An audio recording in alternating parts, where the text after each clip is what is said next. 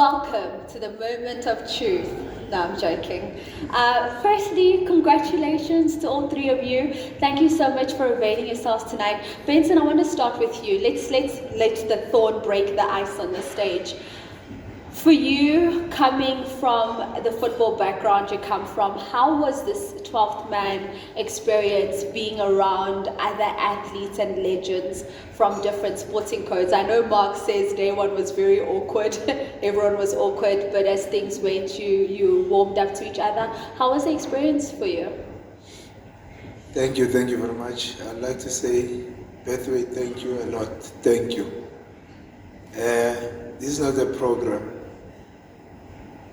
This is a life-changing journey that actually change a human being or give a human being perspective of living. We really thank you. Fuazo, thank you for making this concept and helping us through this journey. I don't know what to say. Yes, first day it was awkward, but I need to know who approved the interviews.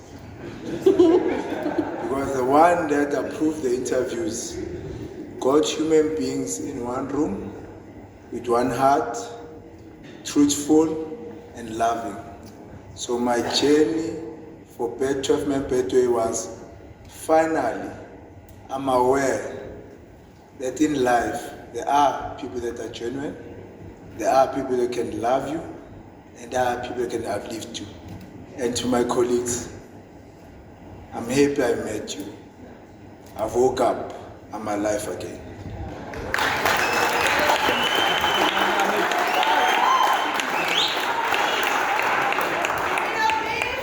Okay, I didn't know chicken or beef was gonna make us like get all teary-eyed so soon.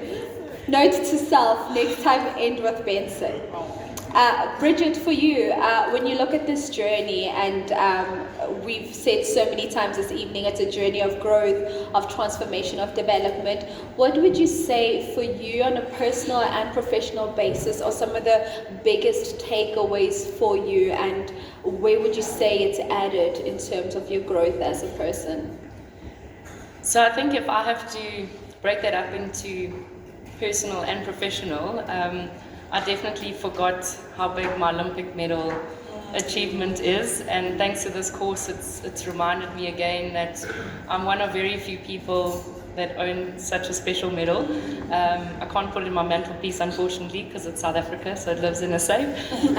But personally it really has been an incredible journey to remind me that I've achieved something special that not many people have. And professionally, I think something that I can take away is that it's actually challenged me to dream. I thought only as an athlete I would dream. I didn't think I would dream much further than that. And it's challenged me now to dream upon a new career path, which is actually so daunting. So it's a little bit scary at the same time, but at the same time I've enjoyed the journey to be able to challenge myself again, not only on the sporting field, but to come up with new ideas. And I have a lot more years where I can create something special to help other athletes as well that have done something like me or similar. Love that. Love that. Nontle, for you, what would you say in this journey has just been that one amazing moment where you just took a step back and just said, wow? Yeah, when I came here, I came with a narrow mind to say, you know what, I'm just coming to, to learn self-development and financial development, some of the things that I really struggle with. But I realized that throughout the journey that as we pivot from being sports people and getting to this life of being, moms, dads, and working people, is that a lot of us actually struggle with that transition from being sports person into finding your space into the working, community and all that. A lot of people really struggle with that because, I'll make an example, a lot of people, if we are sports people, we always on TV, we're always validated, people are looking at us. Once we get injured, and now we're no longer in the spotlight, and then we kind of, we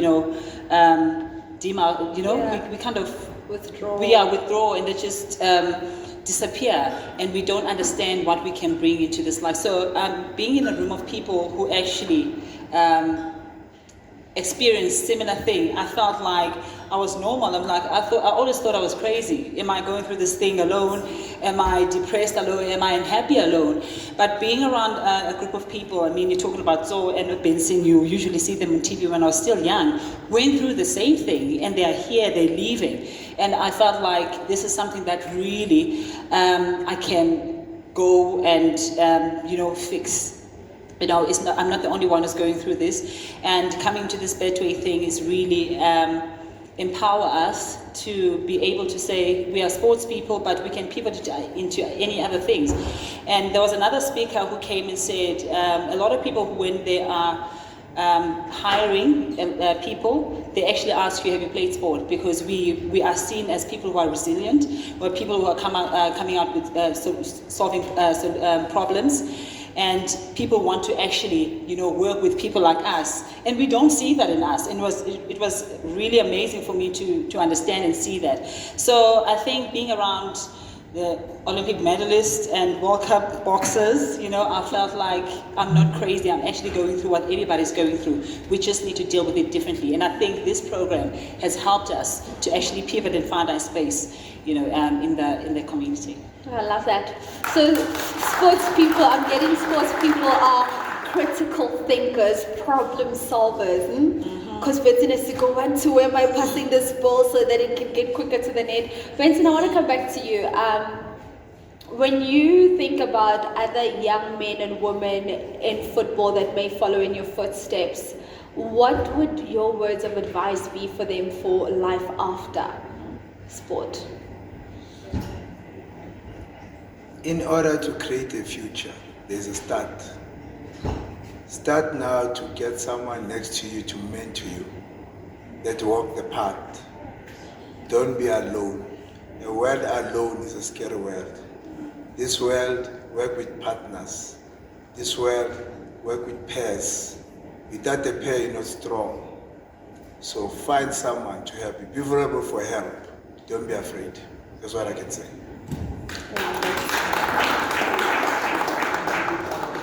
And for you, Bridgitte, what knowledge or skills would you say you've gained throughout this program? I feel like it's really hard to summarize the knowledge and skills we've learned since July, but I think this is definitely the space to mention the 11 other athletes that I got to know along this journey that actually walked similar path to me. And like Nontle said, it's so incredible to know that you're not alone, that there's so many other athletes who experienced so many things like I have and have also faced the same challenges. But I think at the same time, learning a little bit from our mentors has been absolutely incredible. Speaking to Ashley, Mark and Sias, I think we've learned so much from them. But if I have to sum up one thing that I questioned when I saw it on the topic was hospitality. When I saw that topic compared to what was put forward in that session was completely different. And a take I can remember from that is how we treat people is how they remember us. So hospitality is not just what you see in a hotel, for example, it's actually how you treat people every day.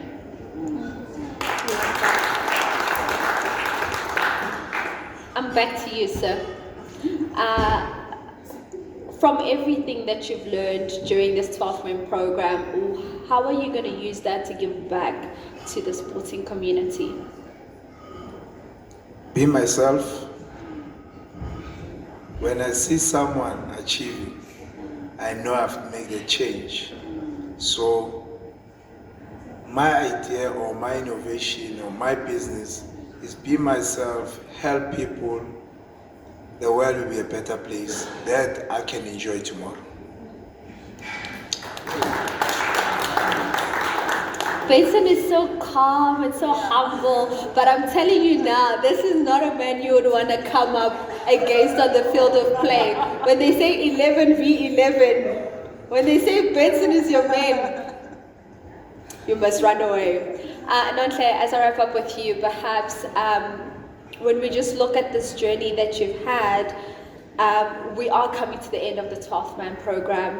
What's next for you? How do you move on from here?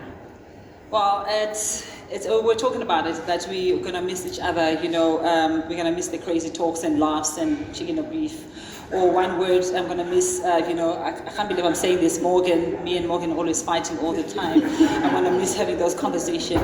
But I think more than anything else, what I'm going to take from this is the business, part of it, how I'm going to grow my businesses. I've always, been focused on sports and other, but now I want to venture in other things. There's a level of confidence and level of belief that all of a sudden that I have, because, my mentor always said, you have this in you. And, you're like, okay, use it. And I'm like, okay. But now it's coming to an end, and then this beautiful group of people and this beautiful Betway is, putting things like this for us. We need to grab it with both hands. And for me, and the other thing is that I can pick up a phone and say, Ash, can I have Rob Fleming's number? I just want to talk to him in terms of sponsorship. I want to talk to John Lee Fright, because I want to talk to him about business and all that. Now we have all this connection all of a sudden. We have people that we can talk to. We have people that can really help our businesses to go to the next level. So as Bridge was also talking about hospitality, is one of the things that I took out of this program, to say how I treat people is how they're going to remember me. A person will also remember how you treat them. So that is exactly what I'm going to do. I'm going to treat my business and my kids and my parents, like quality, like Woolworths quality. I always say everyone is going to feel like they matter. I can see them. I can hear them. And so that's one of the things that was really missing from my business. The one that I've been running. But right now, I'm going to fly, a financial, I'm just going to save more or, plan better. There was a guy who also came and kind of talked to us about SARS, and how to... They're laughing, but because they know what happened. So those are the things that really, really helped us. It was not only... the people that came and spoke to us. There was also another speaker that allowed us to be vulnerable, that opened old wounds that we didn't even know that existed, and that actually being vulnerable around a group of people, we became a family. People speaking, we talked to each other, we kind of hugged, we can pick up a phone and call Maud and say, this is what's happening. And all of a sudden I have a new family, I have people that I can talk to. I have mentors, great mentors, but I have a family too that I can relate to. So this has really been an amazing journey for me. And I'm hoping to see, all of us having great businesses and touching lives, especially in areas where there are no, people who can actually help. Thank you. Bridgitte, I'll throw the last question to you for this session. You spoke about the hospitality part of the lessons. So would you say that is the lesson or session that resonated with you the most? If not, which one is it then? So there definitely is another session or two that would resonate with me a little bit more. So besides listening to our past pros like Lucas Radebe and Andre Aronson, I think that listening to the past pros was amazing because we could actually relate to them, that a lot of them were similar to us. But there was one session that actually became quite heavy, and I think none of us expected it. And it was by Daniel Costa-Gill, and he told us about his life story where he's now ended up losing his entire family. And that hit home properly for me, that I think that we go through a lot of challenges as athletes and ups and downs, and sometimes we do wonder what are we living for, because now we've lost our purpose as an athlete.